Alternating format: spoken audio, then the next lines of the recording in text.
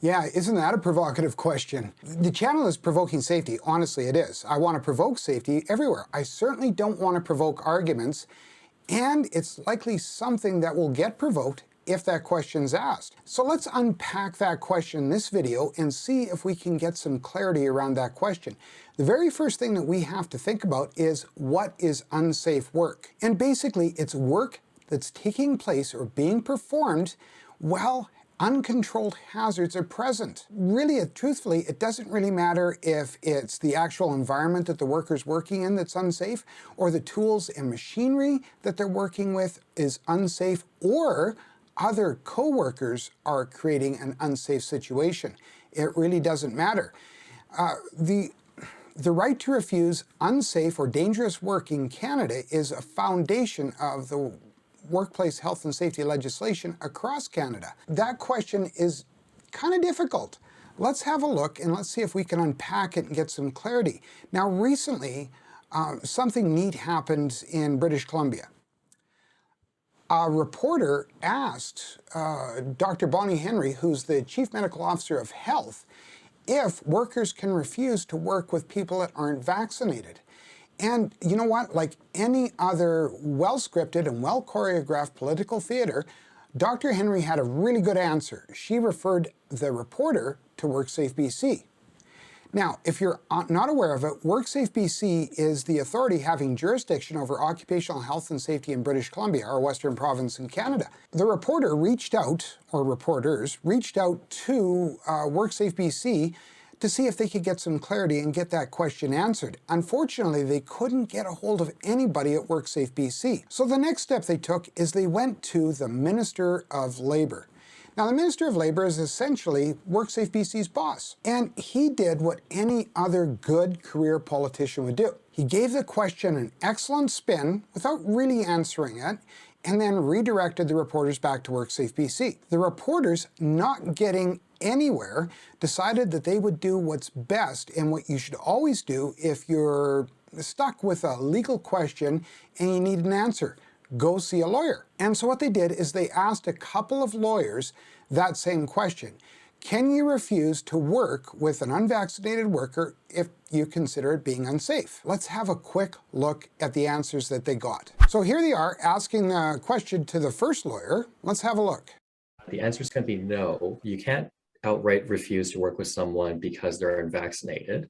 But what employers are obligated to do is they have to make sure that they're taking reasonable safety precautions, right? So masking, physical distancing.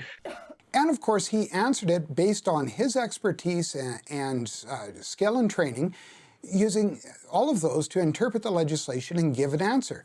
So let's see what they got as the second answer from the second lawyer. It's going to depend on the workplace, and I would say yes.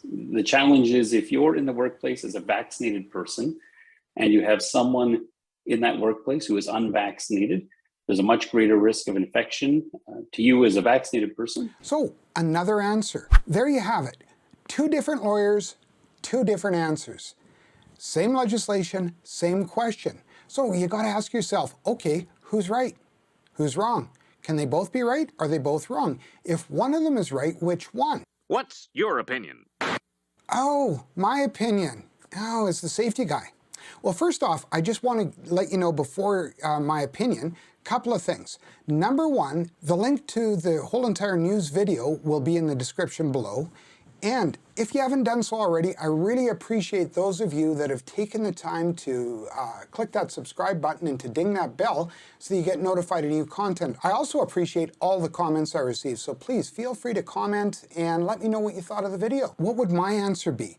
Well, my answer is going to be kind of like what the second lawyer said. It depends on the workplace. And it's going to depend on the workplace because it's going to depend on the jurisdiction. Federally here in Canada, all federal employees it's been mandated that they have to get vaccinated, and it's going to be a requirement in their workplaces. In some provincial sectors, there's a requirement for vaccinations for some employees, and that's at the time of the making of this video. Of course, that's likely going to change. Right now, in the private sector, there's not much in the way of guidance for private sector businesses and employers.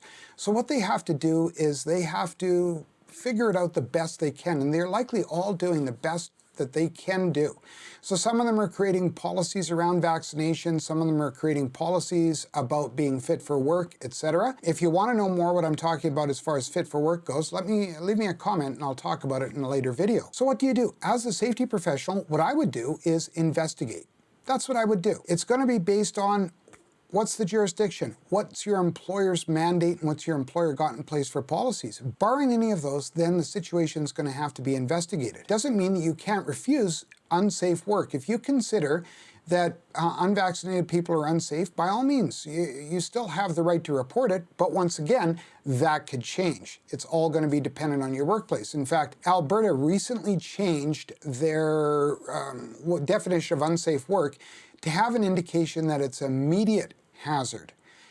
Once again, that's kind of an ambiguous term. No matter what, you still have the right to report what you consider as unsafe work, and the employer is still responsible to investigate it. The important thing to realize is you might and might not be disappointed with the answer, and the employer might take different steps to accommodate you using the hierarchy of controls, considering elimination, substitution, engineered controls, administrative controls, and of course PPE. So depending on all of that, both lawyers talked a bit about that as far as distancing and masking goes, etc. Your employer may accommodate you. It's all dependent on what the investigation shows. Now, if you want to know more about what it looks like for an unsafe work refusal to be investigated, have a look at the link in this corner here. What I'll do is I'll talk about what an unsafe work refusal around unvaccinated coworkers would look like. And if you want to know more about incident investigation and the process behind it, have a look at the playlist in this corner,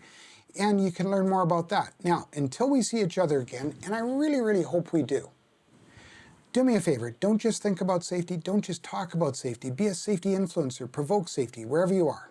Take care. Bye for now.